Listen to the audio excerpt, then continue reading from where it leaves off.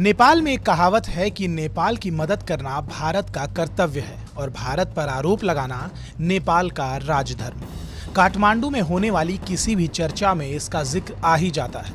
25 अप्रैल और 12 मई 2015 को जब नेपाल भूकंप से तबाह हो गया था, तो कुछ ही घंटों के भीतर भारत से 16 एनडीआरएफ की टीम और 38 एयरफोर्स के जहाज 571 टन राहत सामग्री के साथ जमीन पर मदद के लिए मौजूद थे। इसके अलावा भूकंप के बाद नेपाल के पुनः निर्माण के लिए भारत ने 1.67 बिलियन अमेरिकी डॉलर की मदद देने का ऐलान किया था। इन सब के बावजूद आज भारत और नेपाल का संबंध अग्नि परीक्षा के दौर में है।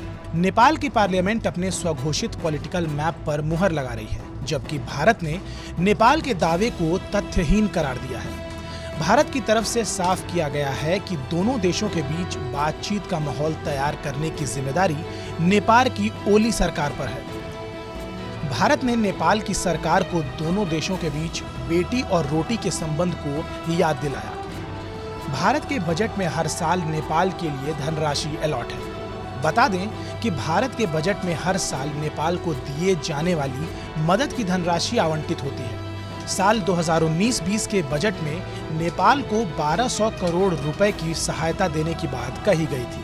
ये भूकंप के बाद नेपाल के पुनः निर्माण के लिए दिए जाने वाली धनराशि से बिल्कुल अलग है।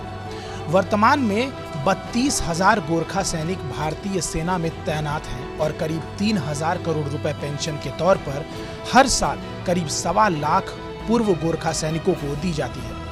भारत और नेपाल के बीच करोड़ों का कारोबार।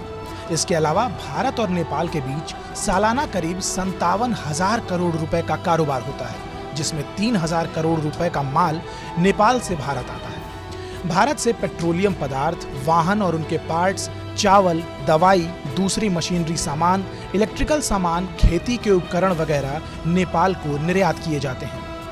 नेपाल में रह रहे लाखों भारतीय लोग।